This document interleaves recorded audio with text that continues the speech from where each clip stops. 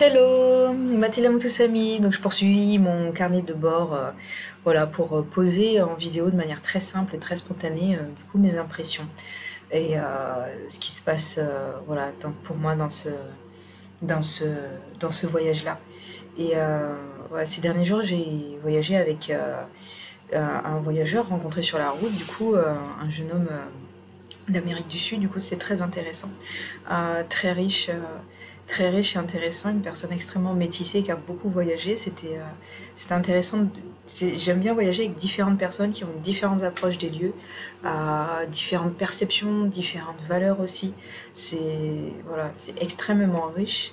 Et j'ai aussi croisé la route, c'était très intéressant, d'un explorateur sud-africain. En fait, ce sont des gens qui voyagent en famille. Euh, ils ont Je crois qu'on peut dire, c'est un des plus grandes familles d'explorateurs de l'Afrique à l'heure actuelle. Je vous mettrai le lien vers leur site internet, voilà, si ça vous intéresse. Et du coup, j'ai croisé leur route, j'ai discuté avec eux, c'était hyper intéressant. Ils sont partis d'Afrique du Sud depuis le Cap et ils s'en vont en Norvège, là, du coup. Et ils font pas une expédition que à l'intérieur de l'Afrique. Il faut savoir qu'en Afrique, les routes sont pas forcément très bonnes et il y a des endroits où on peut pas circuler, où il y a quasiment pas de route. Et du coup, ce qui fait qu'ils voyagent en Jeep, du coup, c'est le seul véhicule qui peut traverser, et des Jeeps vraiment avec des technologies avancées. Donc ils dorment sur la tente, sur le toit habituellement, et là ils dormaient là, dans la même guest house. C'est comme ça que je les ai rencontrés. Et c'est fascinant, et en même temps ils font des projets humanitaires en même temps. Voilà, il y a toute une démarche de rencontrer les personnes en réel. Et il me parlait de comment traverser le Sud-Soudan à l'heure actuelle. Parce qu'au Sud-Soudan, ils n'ont pas vu de touristes ni de jeep traverser le pays depuis plus de 3 ans, voire plus. Du coup, voilà, l'accueil des personnes est différent. Au Nord-Soudan, au Soudan ou Soudan tout court, ou Nord-Soudan, les routes c'est un peu aléatoire pour traverser. Et il nous parlait, et surtout on parlait de la rencontre avec les gens, en fait, quand tu voyages en dehors des circuits touristiques, en dehors des tours opérateurs, et combien c'est fascinant. Bref, je vous mettrai, c'était vraiment hyper enrichissant de les croiser et d'avoir ces quelques temps d'échange et de discussion avec eux. Et moi je le prends comme un petit signe de l'univers, de me dire oui, voilà, donc voilà, le voyage, même si moi je peux pas voyager en jeep et de ces manières-là, parce que voilà, avec mon problème, les problèmes d'endométriose, je peux pas, j'ai besoin de confort. Et même si j'aurais envie de faire des voyages transcontinentaux comme ça, ou à travers le continent, je trouve ça absolument génial, mais je peux pas, j'ai pas la santé pour ça. Mais en tout cas, pour moi, je l'ai pris comme un petit signe de l'univers, voilà, comme une confirmation, invitation à continuer les voyages et à poursuivre un petit peu ce que je fais ici en Égypte en termes d'exploration. Et peut-être, voilà, aller explorer plusieurs mois un endroit, et puis ouvrir la possibilité pour les personnes à qui ça résonne de venir visiter le lieu, en fait. Je pense que c'est quelque chose qui va se positionner dans ma vie, dans le futur. Alors, je croise les doigts aussi par rapport à ma santé, parce que je suis toujours voilà, dans le flou aussi. Est-ce que ça va aller, est-ce que ça va pas aller, est-ce que je suis en capacité de travailler, comment ça marche. Et voilà, et toujours cette quête de guérison personnelle, hein, que j'ai bien entendu vis-à-vis de moi. Et donc justement, en parlant de quête personnelle de guérison, je suis allée visiter le temple de Kalabcha. Donc c'est un temple qui est plus au sud par rapport au temple de Philae. Donc il faut sur le Nil, il y a deux barrages. Il y a un ancien barrage et il y a un plus récent barrage. Du coup, on appelle ça l'ancien barrage, et le haut barrage, du coup, qui est effectivement le plus récent et beaucoup plus grand, beaucoup plus haut. Voilà, c'est vraiment une œuvre, une construction humaine vraiment très impressionnante. Et donc, du coup, il y a un premier lac, le lac d'Assouan, qui est là, entre les deux barrages, donc qui est très calme, très propre, sans crocodile surtout. Et du coup, c'est là où est le temple de Philae, sur une île, sur ce temple-là, sur ce lac lac d'Assouan. Et donc après le haut barrage, il y a le lac Nasser qui est immense, c'est un lac vraiment immense, le barrage est immense. C'est des proportions, tout est dans des proportions gigantesques, en fait. Et donc c'est un endroit où on ne se baigne pas, il y a des crocodiles, et donc ça va jusqu'après le Soudan, jusqu'à la frontière du Soudan. Si je dis pas de bêtises, c'est plus de 500 km du coup de lac. Donc c'est vraiment, ils ont complètement noyé tout un pays, tout un pays et toute une vallée, donc qui était le pays des Nubiens. Donc certains temples ont été sauvés des eaux, mais pas forcément les habitations des personnes locaux qui sont les Nubiens, du coup. Donc il y a ces deux temples. Et donc, au barrage, vieux barrage, au barrage, le temple de Philae est là et le temple de Kalabcha est là. Et il a été déplacé de 40 kilomètres depuis le sud jusqu'à être pas très loin du haut barrage. Donc ça veut dire en étant assez accessible, du coup. Et c'est l'Allemagne qui a fait les travaux pour sauver ce temple de Kalabcha, qui donc est dédié à un dieu de la fertilité. Donc très en lien avec voilà, les problèmes féminins, les problèmes d'enfantement, tous les problèmes gynéco. Et bon, pas manqué, j'ai eu très mal, ça réveillait des douleurs quand je suis allée sur le temple. Donc voilà, je rentre pas toujours dans les détails personnels, je partage un petit peu, mais il y a certaines choses, je veux pas forcément tout partager de mon histoire personnelle parce que je considère qu'il y a une part d'intimité aussi qui est là. Et que quand je partage aussi mon partage, c'est un partage d'expérience. Je ne demande pas de conseils. Je le précise bien parce que souvent on a ce réflexe de donner conseil, de vouloir encourager, etc. Mais je les rappelle, j'avais fait un réel sur la question sur Instagram. Quand on donne un conseil et que personne n'a rien demandé, on est déjà en train de rentrer dans une possibilité de lien toxique en fait. On ne donne pas de conseils. Et on a ça hein, dans notre culture, dans notre éducation, etc. Les conseils non sollicités, c'est potentiellement toxique. Voilà, on donne un conseil et on apporte peut-être une idée, une solution quand la personne le demande. Et surtout sur ces thématiques-là, si vous rencontrez d'autres femmes avec des problèmes d'endométriose, de gynéco ou de parcours d'infertilité, PMA, écoutez, mais surtout ne dites rien, parce que vraiment, la majorité des choses qui sont dites, généralement, elles font mal. Elles font mal, elles sont blessantes, les gens connaissent pas bien le sujet. C'est pareil pour moi par rapport à la thématique de l'inceste, la majorité des gens, ils n'y connaissent pas, y compris les professionnels de santé.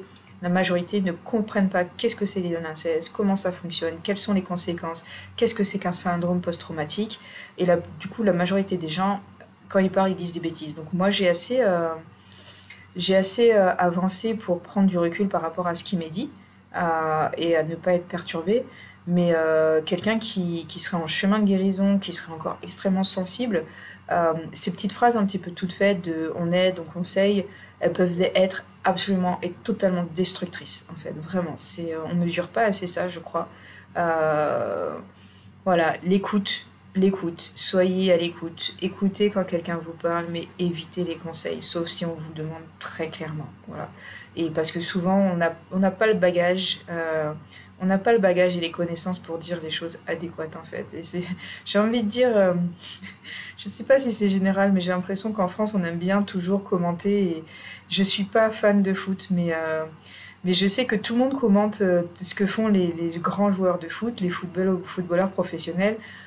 Or, qui connaît mieux que les footballeurs professionnels? Je veux dire, c'est eux qui ont le niveau et c'est pas ceux qui commentent généralement, y compris pour les commentateurs professionnels, mais voilà, surtout ce qui se commente en général, y compris pour la politique, tous les commentaires qu'on fait, qui sont parfois justes, mais en termes d'économie, par exemple, voilà, moi je sais que je suis pas calée en économie, il faut savoir dire qu'on ne sait pas, quoi, à un moment donné, quoi. Donc voilà, petit conseil, je fais un aparté, ça vient comme ça, je le pose là. Voilà, quand quelqu'un... donc je ne sollicite aucun conseil quand je partage mon parcours. Je veux être claire là-dessus et faites attention aussi quand vous avez des personnes qui sont malades, quand vous avez des personnes qui sont malades chroniques, quand des personnes qui ont des problèmes lourds, plus le problème est lourd, quand il y a des personnes qui ont été violées, quand il y a des personnes qui ont eu de l'inceste, que vous soyez accompagnant ou pas, que ce soit voilà, un proche, quelqu'un de... Voilà, faites attention aux mots, faites attention et renseignez-vous. On a un outil extraordinaire. Il y a YouTube ou Google aujourd'hui, donc les informations elles sont présentes, mais ne parlez pas sans savoir parce que vraiment il faut penser que ça peut heurter et ça peut blesser très fortement. Moi j'ai deux thématiques qui sont des thématiques extrêmement sensibles et où je rencontre, et pour avoir discuté avec d'autres personnes qui sont comme moi, on rencontre beaucoup d'incompréhension, à savoir l'endométriose, l'inceste et les problèmes d'infertilité. Ce sont trois sujets où vraiment quand on est concerné par ces sujets, j'ai envie de dire de manière très brute, on s'en prend plein la gueule avec les gens soi-disant qui veulent nous aider et soi-disant qui veulent nous donner faire des conseils en fait. Ça donne plus envie de crier, de hurler, de pleurer qu'autre chose. Ça fait mal au cœur, ça fait mal dans le corps. Enfin, voilà. Renseignez-vous avant de lancer des petites phrases toutes faites. Voilà, c'est hyper important. J'avais pas prévu de parler de ça, mais ça vient. Donc, comme je suis très spontanée et très sans filtre, du coup, sur ces partages vidéo, voilà, je pose ça là comme ça.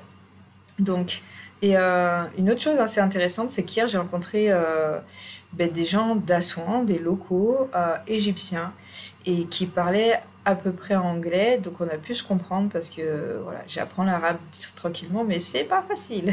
C'est pas facile. Donc je ne suis pas capable d'avoir une conversation en arabe, mais là du coup j'ai rencontré deux personnes locales et qui, bon, je vais pas être de hasard, hein, mais qui disaient qu'ils sont allés au moins 20 fois au temple de Philae voir le spectacle Son et Lumière parce qu'ils adorent Philae et qu'ils adorent Isis. Et j'étais là, ah oui, j'étais trop contente voilà, de rencontrer des gens qui partagent ma passion, même si on n'a pas les mêmes visions, si c'était des personnes musulmanes. Hein. Mais voilà, de constater qu'il y a des choses qui touchent au-delà des religions, au-delà des cultures, qu'on est tous potentiellement touchés par la beauté du lieu, par la beauté de l'énergie de la déesse. Voilà, quoi que ce soit qu'on mette derrière ce terme de déesse, en fait, hein, que ce soit une fréquence énergétique, que ce soit un espace de recueillement, etc. Et bref, ça m'a fait beaucoup plaisir et bon, je me dis qu'il n'y a pas de hasard que je rencontre voilà, des gens d'Assouan, des locaux qui sont en amour avec Isis comme moi et avec ce lieu qui est vraiment magique, quoi. Donc, ouais, voilà, c'était très chouette comme partage.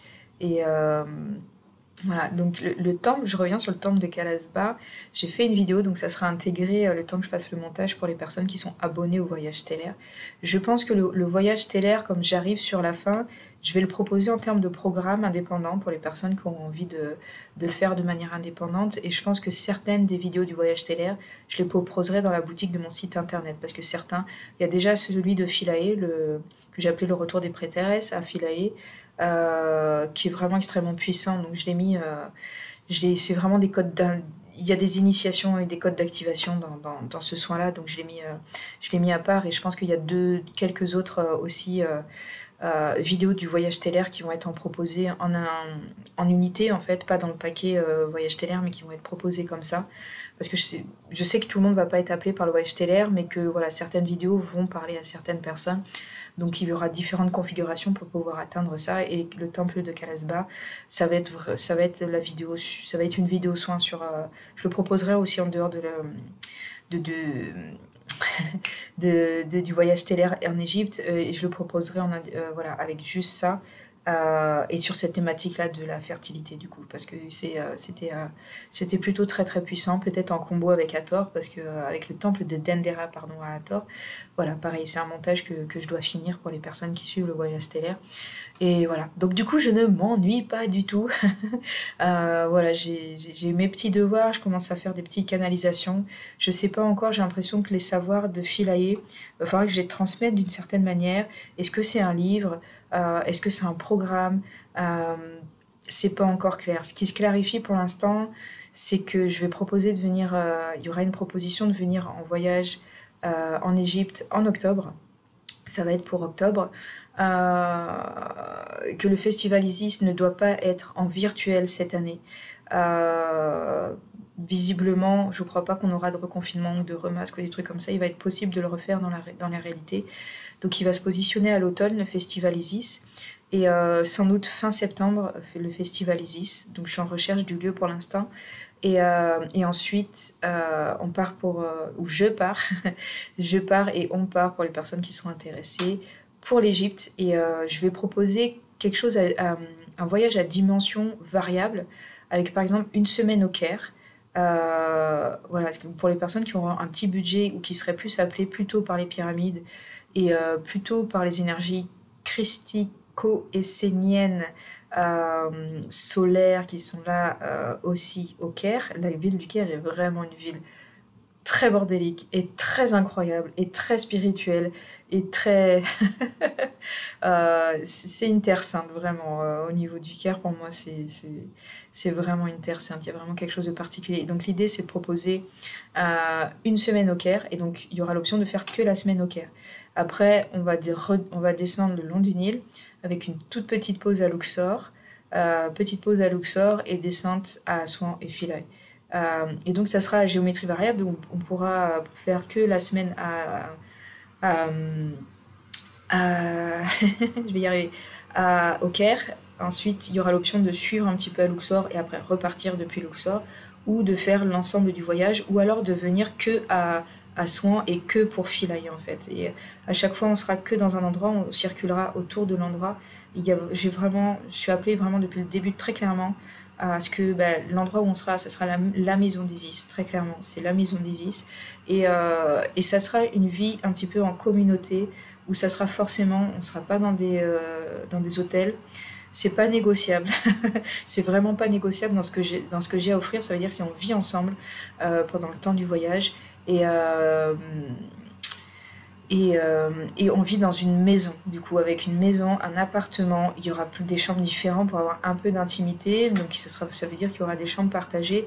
Mais il y a cette notion de prendre le repas ensemble, de partager la vie quotidienne ensemble, d'être un petit peu H24 ensemble et d'apporter cette notion de communauté et de groupe ensemble. Et donc je ne vous emmène pas en croisière sur le Nil.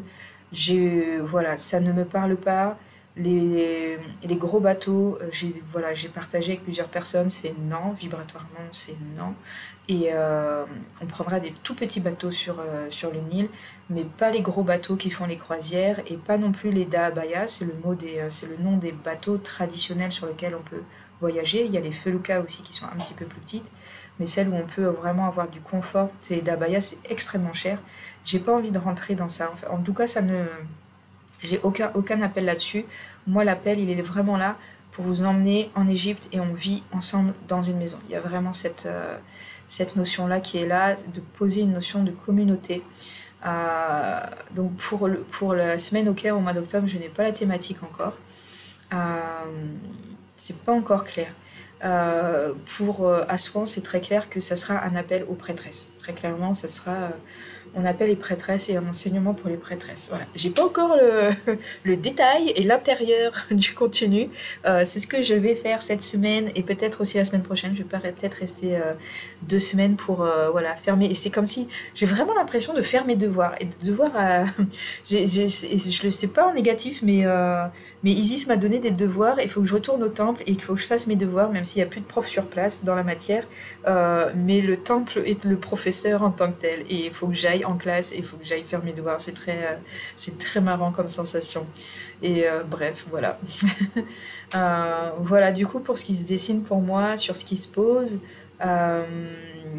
je partagerai dans d'autres vidéos sur la civilisation mégalithique d'antan parce que j'ai eu d'autres informations par rapport à ça. Il y a des corrélations avec la Lémurie et j'ai d'autres vidéos à faire sur la question. Je vais faire une vidéo du carnet de bord pour reparler de ça uniquement parce que sinon ça va être un peu fouillis, un peu trop de choses. Et voilà, et j'ai du boulot à faire sur des transmissions de la Lémurie et de l'Atlantide aussi, en lien avec ce qui est là, avec les prêtresses, et en lien avec toutes les lignées qui ont déposé des savoirs à Philae. C'est pas forcément que des savoirs en lien avec Isis qui sont là, c'est vraiment une notion de sanctuaire bibliothèque qui a été posée là pour les siècles à venir, parce qu'ils savaient que voilà, il y avait des choses qui allaient disparaître. Et je suis trop excitée et j'adore ça. J'ai hésité à faire archéologue quand j'étais en études d'histoire, mais il y avait tellement pas de place et c'est tellement compliqué que j'ai dit voilà, moi j'étais dans des considérations matérielles, faut que je mange et voilà, comme je n'avais pas une famille soutenante, il fallait que je me dépêche à vivre par moi-même et à être indépendante. Donc j'ai laissé tomber ce projet d'archéologie. Et bon, du coup, je fais de l'archéologie vibratoire. On peut faire ça, on peut dire quelque chose comme ça. Je vais chercher des informations dans les vibrations, dans les vieux bâtiments. C'est plutôt cool. C'est plutôt très très cool. Mais j'avais pas cette idée-là quand j'avais 18 ou 20 ans. Bref, voilà. Donc à chaque fois que je commence une vidéo, j'ai l'impression que j'ai pas trop de choses à dire et je finis par être extrêmement bavarde quand je fais les vidéos. Donc voilà, pour ces petits partages statiques. Voilà, toujours une invitation si jamais vous êtes appelé par le voyage stellaire. C'est toujours disponible à l'heure actuelle où je fais cette vidéo. On est le 28 avril.